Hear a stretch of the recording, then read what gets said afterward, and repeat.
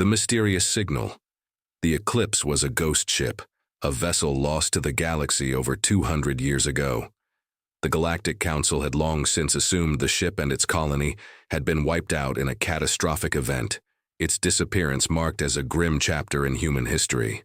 The ship was believed to be a failed experiment, sent into deep space with no clear purpose or connection to the rest of humanity. As the centuries passed, the Eclipse was all but forgotten, a relic of the past, its fate sealed in the annals of time. But then it happened. A signal, faint at first, then growing in strength, reverberated across the vast reaches of space. It was a cry for help, a call from the long-lost colony. The Eclipse was not gone. It had survived, and more disturbing, it was returning. The Galactic Council was taken by surprise. A deep sense of unease filled the air as the signal became clearer. Captain Zara Hale, known for her quick decision-making and cool demeanor under pressure, was called to investigate. Her ship, the Vanguard, was dispatched to intercept the Eclipse as it made its way back to the core systems. The message it broadcasted was simple, but it filled Hale with dread. "We've found something. It should never have been awakened." The signal then abruptly cut off, leaving only silence in its wake. The Eclipse's journey had turned from a hopeful return to a potential nightmare. The galaxy's greatest fear was that humanity had uncovered something buried deep in the darkness of space, something that had lain dormant for far too long. The forgotten crew, when the Eclipse finally arrived, it did so with an eerie calmness. The once majestic vessel, now battered by time and the endless void of space, docked at the Galactic Fleet's designated spaceport. The crew that emerged from the ship, or what remained of them, were no longer the vibrant humans they once were. Their eyes were hollow, their faces gaunt, their bodies fragile as if they had been deprived of life itself for far too long. The galactic authorities quickly took charge, but there was an immediate sense of something off. The crew members, though, alive, were disconnected from reality. They struggled to speak, their memories fragmented as though they were still trying to piece together the horrors they had endured. And yet, despite their confusion, there was one thing they all shared: fear. The look in their eyes told the story that their mouths couldn't. Among the survivors, one stood out: Dr. Miriam Westfield, the chief scientist aboard the Eclipse. She was the only one who seemed to retain a semblance of clarity. It was Dr. Westfield who told Captain Hale the horrifying truth. The colony had discovered something, an artifact of unknown origin, unlike anything they had encountered before. The crew had believed it to be a relic of an ancient civilization, but it was more than that. It had been waiting for them, and the moment they uncovered it, they awoke a force that had been dormant for millennia. The crew's condition worsened, their physical forms decaying at an alarming rate, as though the life force was being drained from them by an unseen hand. Dr. Westfield spoke of whispers in the dark, voices that haunted the crew's dreams, compelling them to continue the excavation. "We never should have touched it," she whispered, her voice trembling. "We disturbed something ancient, something that wasn't meant to be found." As the investigation continued, Captain Hale began to realize that the Eclipse was not just a ship. It was a vessel of something far more terrifying than they could comprehend. A Pandora's box of cosmic horrors. The awakening. The deeper the investigation went, the more unsettling the discoveries became. The Eclipse's cargo hold was filled with artifacts, ancient, twisted objects that seemed to pulse with dark energy. But it was the relic that the crew had found hidden deep within the ship that was the most troubling. It was a large, crystalline structure, surrounded by a force field that distorted the air around it, making it almost impossible to approach without feeling an overwhelming sense of dread. Despite the warnings, Captain Hale ordered a thorough examination of the relic. What they discovered inside the crystal was not just an object, it was an ancient, malevolent intelligence, long forgotten and buried under the weight of time. The artifact, as it turned out, was not a mere relic. It was a prison, and the entity inside had been imprisoned for a reason. The crew's discovery had inadvertently released the entity, and with it, the reality around the colony began to unravel. Time itself seemed to stretch and twist unnaturally. The atmosphere around the eclipse grew thick with an oppressive energy.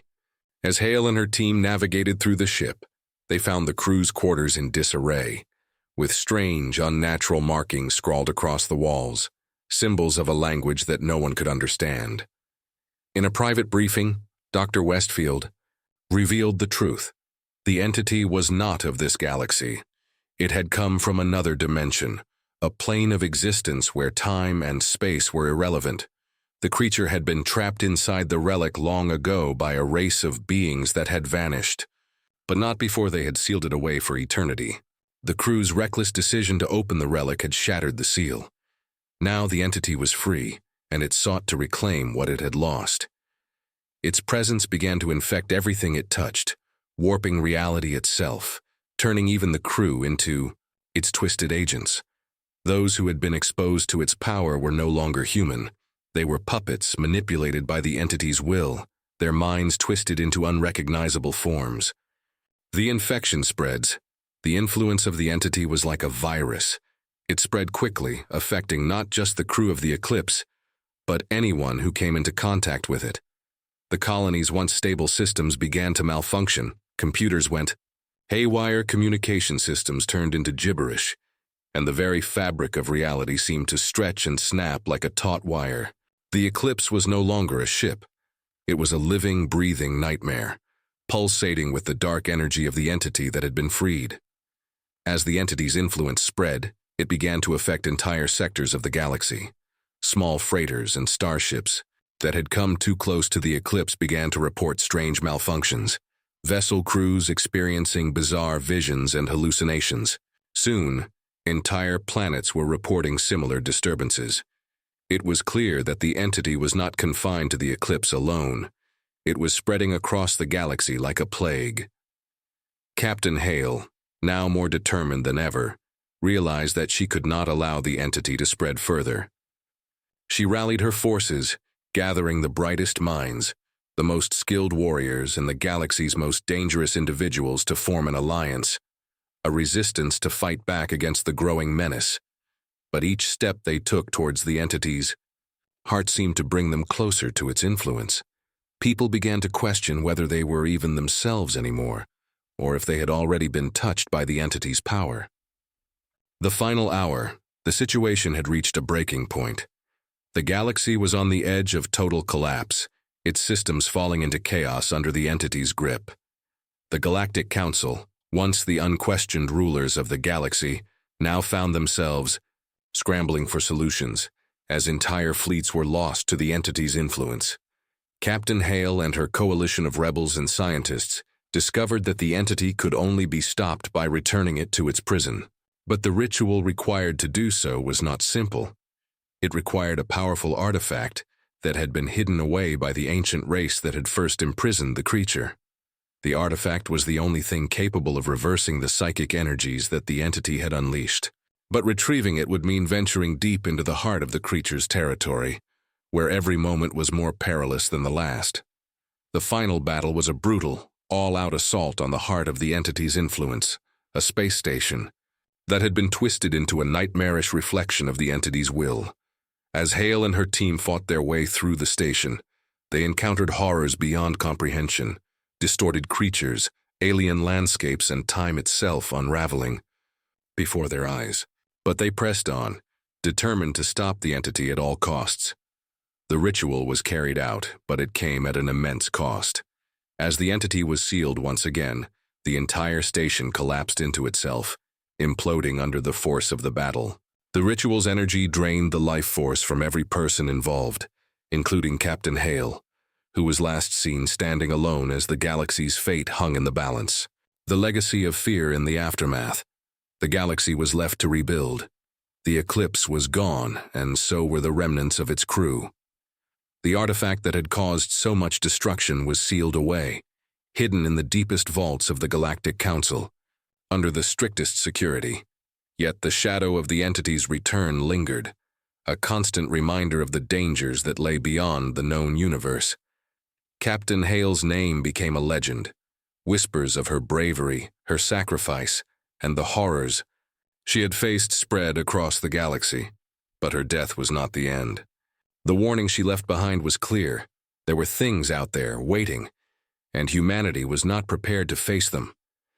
The legacy of the eclipse was one of caution, a grim reminder that some discoveries were never meant to be made.